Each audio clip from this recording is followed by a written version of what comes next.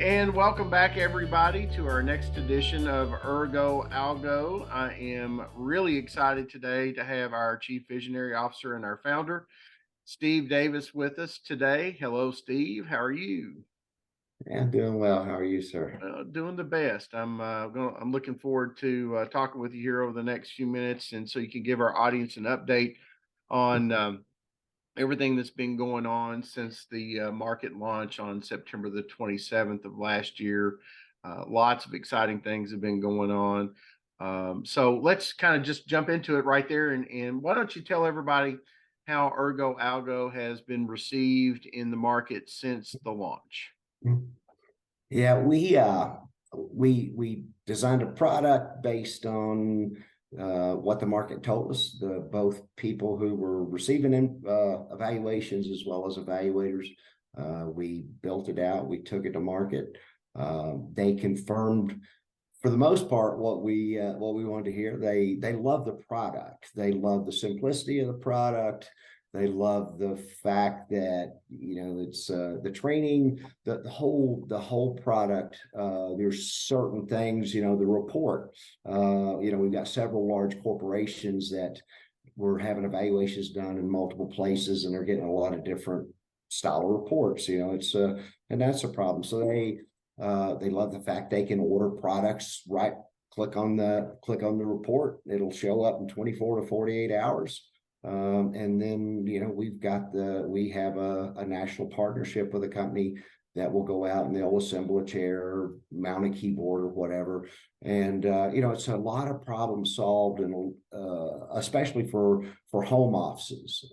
We found a lot of people and they're going, oh, wow, this is because a home office, you typically have maintenance or somebody in a regular office, but you don't in a home office. So products delivered, somebody goes out and the deal's done. So we've got it's finally let's see, we launched at 27th, and within 60 days we were getting referrals.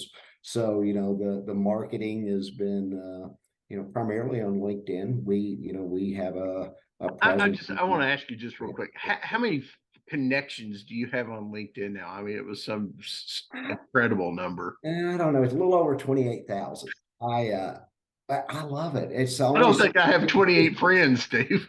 Yeah. Well, I love it. It's I think it's probably one of the most powerful tools in business today. And I actually understand it somewhat. I don't understand a lot of social media, and so, but it's fun. I enjoy it. Well, in the last session of Ergo-Algo, the podcast, I pointed out to folks that LinkedIn was probably the best place to get in touch with you. So here we are 6.5 months into it. What have you learned? Well, I've learned a lot about several things. I learned a lot about the customers. I've learned that there's certain things that they want. There's a lot of 911 calls out there. I have somebody with a sore wrist, or I have somebody who has an elbow. That's one, and that's actually a lot of it. You have customers that say, I'm one ergonomist and I've got 3,500 employees that I'm trying to take care of. So they don't, not only they love the product, they want us to use our product, but they're saying, well, will you conduct our evaluations for us on a national scale? So that's one of the things that we've learned. And I've learned a lot internally too. I've learned a lot about Ergonauts is plural. It's not Ergonaut, it's Ergonauts. And we've got a crack team of experts, and these are people that they're focused, and I've learned a lot about them, and they've taught me a lot about myself. They taught me from this is not an I program, it's a we program. And so I enjoy that. I love people, and I get to work with some people that I not only are board members, but I genuinely care about. And that's, I don't mind to tell you this, on some of those Ergonaut meetings, some of the calls that we're on, I absolutely feel like I'm the dumbest person in the room. So it's really an interesting, yeah. such an eclectic, bright group that you have assembled to bring around, a common, a common goal. So if I do want to kind of talk to you about something else. If I'm a CEO, and I don't care if I'm a CEO of a 15,000 person company or running a 15-person corporation. I keep hearing talk about the app and what it can do. How can, if I want Ergonauts to come in to my locations and perform these, how do I do that? How do I go about getting that set up, Steve? Yeah. Well, it's like you said, we've got a contact on our contact page. It's odd because, I guess we're at the point where we're small enough to where, I catch every email that comes in, and that explains, getting up at 3 a.m. But I love the idea of what we're doing. So, you can contact us. I read those. We have other people too, but I personally read them to make sure that we're doing what we're supposed to do. We can coordinate that. We have some networks, and we have some things in the work that, we'll be able to provide that service on a national scale. We'll be able to provide it consistently. And that's what lean technology does. We build it out so, they get their money's worth. So after the launch, and we've been public for a while now. Have you changed any of your plans, and what's next in the Ergonaut strategy? Yeah. Well, I was raised on a little farm by a farmer, a guy that actually worked horses. And we grew up, and he always said, and he was talking about focusing on something. He said, son, he said, you need to keep your hand on the plow handle. And so now we have a next step. One of the things we found out, Earl-Ray, is, and again, you look at and I'm talking specifically about, actually, the number was a little off, but one person with 3,800 people in the organization. And one of the things that I found out is they don't have a management system in place to make that happen, and to prioritize things, and to make that work so that they understand it. And it's kind of fighting fire. So, what we've done, the next thing we're releasing, and it's, I've run it. I wrote systems. I was an ISO 9,000 auditor for 5 years, so I understand how to write policies and procedure. But I wrote an office system so that people can manage this, and if they manage it by that system, and it's step by step, here's who needs to be involved. Here's that we're getting ready to launch that, and we have a huge amount of interest in it. People. We're going to have a little public forum. We do. It's called Mission Control. We're going to do a mission control on that. And but it's going to be part of our product. If you purchase product, you get the training, as well as the policy and procedure that shows you exactly how to manage. One person can manage 3,800 people. The mission control is sort of like a virtual town hall, if you will. How have those been going, and when is the next one?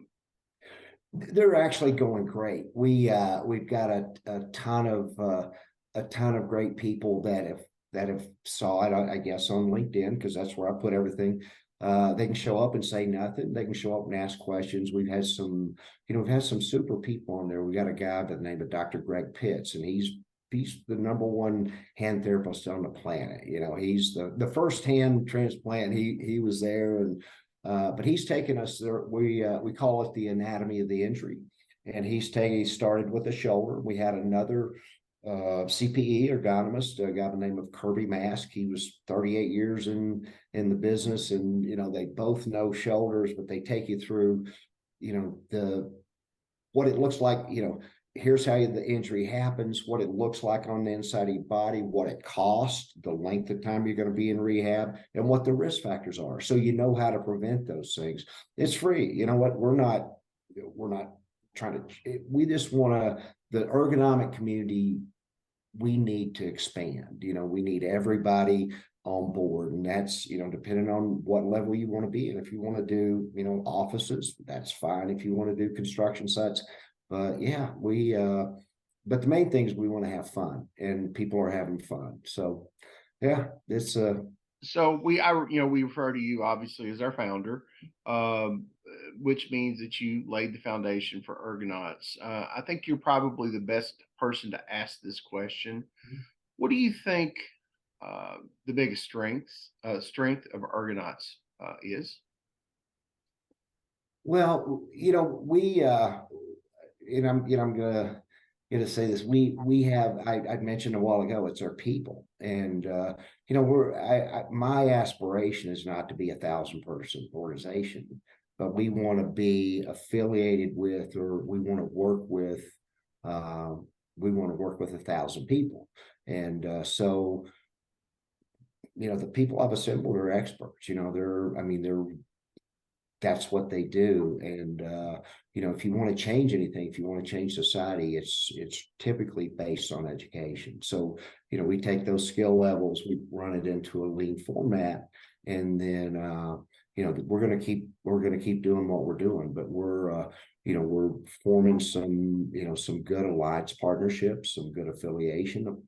And you know, we don't talk about the competition. You know, we're not here to put anybody out of business. We're here to collaborate.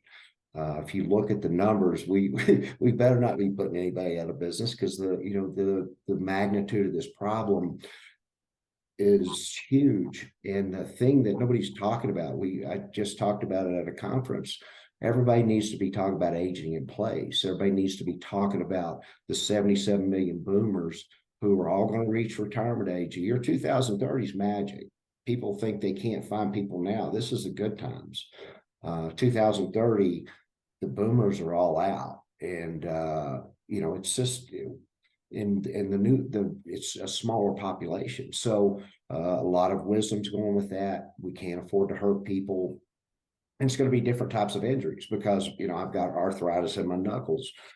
People have got it in their legs and their ankles. And once that, you know, it may be a naturally occurring phenomena or disease, but once it's aroused by work, then it becomes a work-related injury. And companies are going to be paying for a lot of stuff that they're going to be shaking their head and going, oh, wow, I wish I had done something about that, because an ounce of prevention really is more prudent than a pound of cure.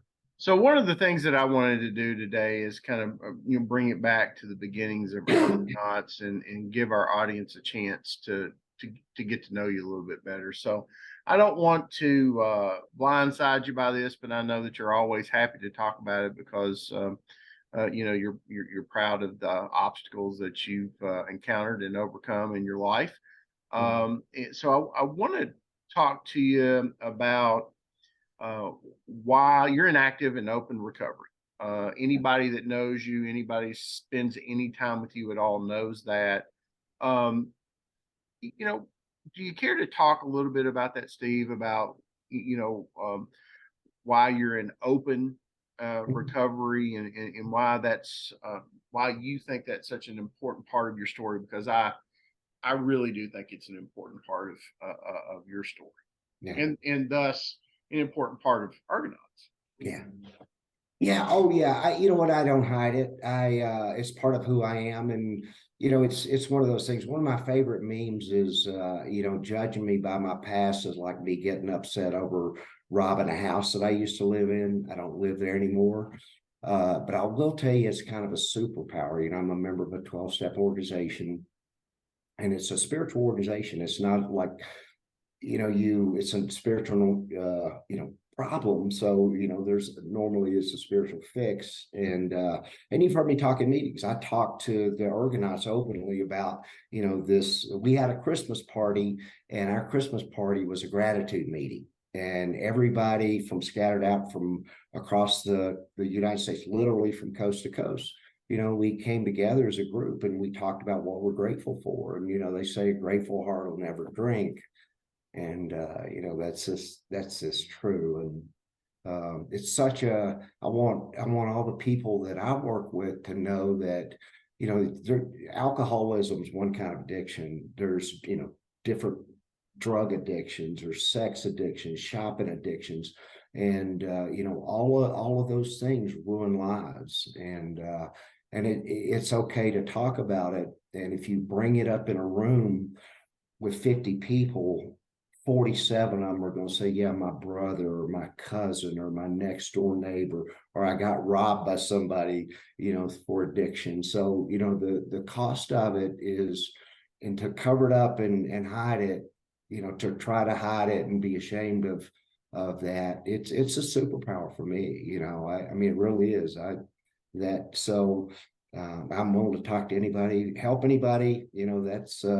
That's what, you got to give it away to keep it. And so, yeah, that's a good point. I actually wanted to bring up something else too. Is the my mom, she passed in 08, and every year she sent me a birthday card, on my sobriety birthday. And I've got a group of people now that are, I've got my people that I work with and hang out in sobriety, but I've got a group of normies. And every year you always wish me happy birthday. And, I've got those people that I know love and care for me. And, it's a big deal. But it's part of me. It's about, second chances. It's about, just life on life's terms. But I don't live there anymore, but I'm not shutting the door to it either. That's what we got to do, I think, to solve the problem. It's going to be a part of it. Oh, yeah, yeah, yeah. I agree. I agree with that. If it's, I thought you were going to say something else there. It's been, I can't really disclose what my other job is or whatever, but it's just been, you've made me so much better at my day job, so to speak. Because you just remind me on a consistent basis that where you are is not where you have to be. And it takes a lot of motivation, a lot of self reflection. And I tell people all the time that recovery is the most selfish thing that you'll ever go through. Because you have to, it's one time in your life for sure, you have to put yourself, first. And now, Steve, you've gotten yourself to a point where, you can actually not just put, not only put yourself first, but be a real sort of guiding light for other people, and run this organization the way you do. And it's a privilege really to be a part of it. I appreciate that. Our time is up, believe it or not. Yeah. It's been enlightening. I'd like to invite you back. Certainly, I mean, hell, you own the company, so you can come back whenever you want. But on a fairly consistent basis, I'd like for you to come back and give us an update about what's going on. There's big things on the horizon for Ergonauts, and I'm excited about that. I'm excited to be a part of it. And when the time is right, would certainly like for you to come back and tell the audience. We got to come up with a name for them. Some type of Ergonaut, Ergonauts or something. I don't know. Something like Yeah. that. I don't know. But Yeah. listen, we appreciate everybody listening, being interested in Steve's vision, being interested in what Ergonauts is doing in the world of ergonomics. We certainly appreciate any questions, comments, or concerns that you may have. Feel free to leave those in the comments down below. Steve not only gets all the emails, but he looks at all the comments, things of that nature. So if you have any suggestions or any topic that you would like us to cover, please feel free to get in touch using the comments down below. Also want to remind you, LinkedIn is probably the best way to get in touch with Steve. If you would like Steve to come and present, speak to your organization, or even do a one-on-one about what Ergonauts is, what they what we do, be more than happy to set that up. So with that being said, just want to remind you to be good to each other, and we will see you next time on Ergo Algo. Steve, thanks so much. Have a great day. Okay. All right. Yeah. Thank you. Bye-bye.